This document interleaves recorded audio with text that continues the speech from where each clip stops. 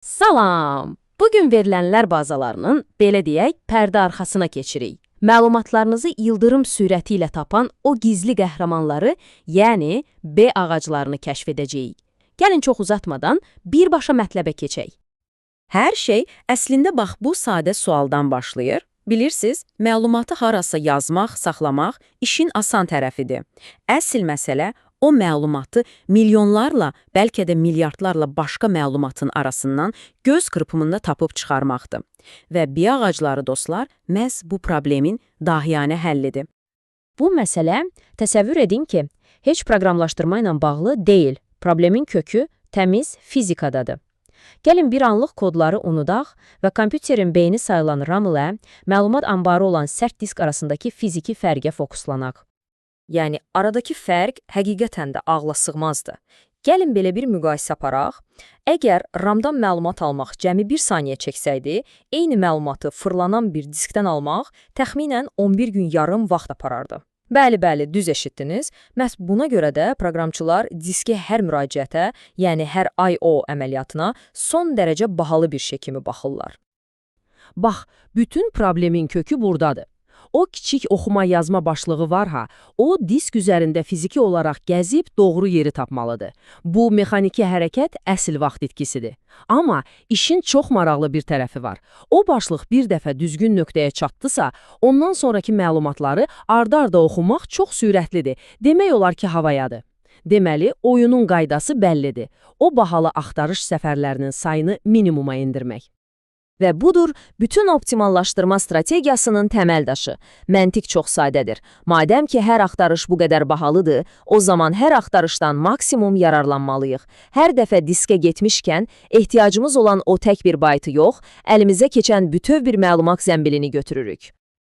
Yaxşı, bəs bu məlumat bloku ya da zəmbil dediyimiz nədir? Verilənlər bazası dünyasında biz ona səhifə deyirik və bu, məlumatları səmərəli oxumaq yolunda atdığımız ilk və ən vacib addımdır. Səhifə, yəni verilənlər bazasının disklə danışdığı vahiddir. Artıq diskə mənə 5-ci baytı ver, demir, yox. Deyir ki, mənə 120-ci səhifəni bütövlükdə ver. Bu yanaşma hər bir bahalı axtarış əməliyyatını qat-qat daha dəyərli, daha səmərəli edir. Şəkildə gördüyünüz kimi, səhifə elə belə məlumat yığını deyil. Onun başlıq və sonluq kimi xüsusi hissələri var. Bunlar, belə deyək, səhifənin pasportu kimidir. Verilənlər bazasına səhifənin içində nə olduğunu, məlumatların necə təşkil edildiyini başa salır. Və məhz burada hekayəmizin ikinci pərdəsi başlayır. Yaxşı, bir problemi həll etdik, artıq məlumatları səmərəli bloklarla oxuyuruq. Amma fərqində olmadan yeni bir problem yaratdıq. Bu milyonlarla səhifə arasında axtardığımız o tək bir səhifəni necə tapacağıq? Və bax bu anda səhnəyə B ağacı çıxır. B ağacı bu səhifə xaosunu nizama salan inanılmaz dərəcədə zərif və səmərəli bir həldir. O, sanki səhifələrimiz üçün yaradılmış super ağıllı bir mündərcatdır.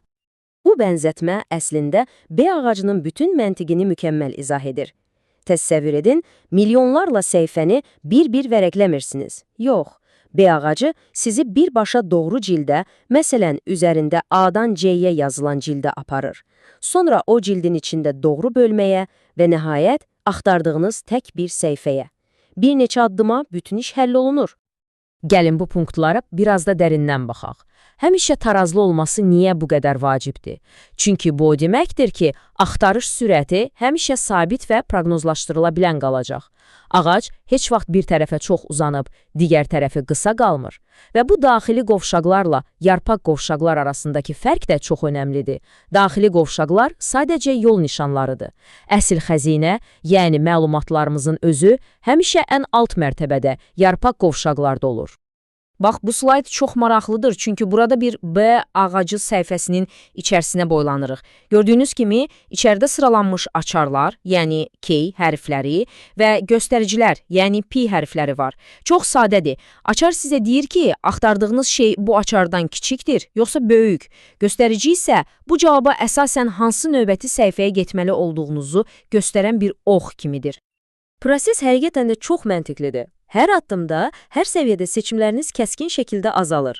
Milyonlarla səhvəli bir okeanda üzmək əvəzinə, bu iyerarxiya sayəsində bir neçə hədəflənmiş sıçrayışla, yəni cəmi bir neçə disk oxuma əməliyyatı ilə axtardığınız məlumata çatırsınız. Möhtəşəm deyilmi? Yaxşı, axtarışın necə işlədiyini anladıq. Amma axı verilənlər bazaları statik deyil, daim böyüyür, yeni məlumatlar əlavə olunur. Bəs B ağacı bu dəyişikliklərə necə uyğunlaşır? Bax, onun əsl dahiliyi məhz burada ortaya çıxır. Bu həqiqətən də milyon dollarlıq sualdır. Təsəvvür edin, 16 kilobaytlıq səhifəniz ağzına qədər dolub. Bir iynə atsan yerə düşməz. Bəs yeni bir məlumatı ora necə sığışdıracaqsınız? Axı onu sadəcə sıxışdırıb yerləşdirə bilməzsiniz. Cavab budur, bölünmə. Səhifə dolanda B ağacı panikaya düşmür, əksinə çox zərif, çox ağıllı bir hərəkət edir. Dolu səhifəni ortadan iki yerə bölür və beləcə yeni məlumat üçün dərhal yer açır. Bu, onun özünü avtomatik təmir edən və böyüyən bir sistem olduğunu göstərir. Gəlin bu zərif prosesə addım-addım baxaq. Deməli, səhifəmiz doldu. Nə edirik? 1. Yeni, bomboş bir səhifə yaradırıq, sanki qonşuluqda yeni bir ev tikirik. 2. Dolu evdəki əşyaların tam yarısını o yeni evə daşıyırıq. 3. Əlavə etmək istədiyimiz yeni əşyanı aid olduğu evə yerləşdiririk. Və 4. Ən vacib addım, yuxarıdakı valideyn səhifəyə, yəni bir növ bələdiyyəyə xəbər veririk ki, artıq bu ünvanda bir yox, 2 ev var və onlara gedən yollar bunlardır. Proses bu qədər sadə və ağıllıdır. Bəs bu bölünmə mexanizminin nəticəsi nə olur? Nəticə möhtəşəmdir. Bu proses sayəsində ağac həmişə mükəmməl tarazlıqda qalır. Bu isə o deməkdir ki, verilənlər bazanız nə qədər böyüsə də, axtarış sürətiniz demək olar ki, heç vaxt yavaşlamayacaq. Sistem özü-özünü idarə edir, özü-özünü sağlam saxlayır. Deməli, gəlin bütün hekayəni qısaca yekunlaşdıraq. Disklərin fiziki yavaşlığı problemi ilə başladıq, həll olaraq məlumatları səmərəli səhifələrə yığdıq. Və bu səhifə labirintində azmamaq üçün isə B ağacı adlı möhtəşəm, özünü tarazlayan bir indeks, bir xəritə yaratdıq. Və bu sadəcə quru nəzəriyyə deyil, ha? Bu sitat hər şeyi deyir.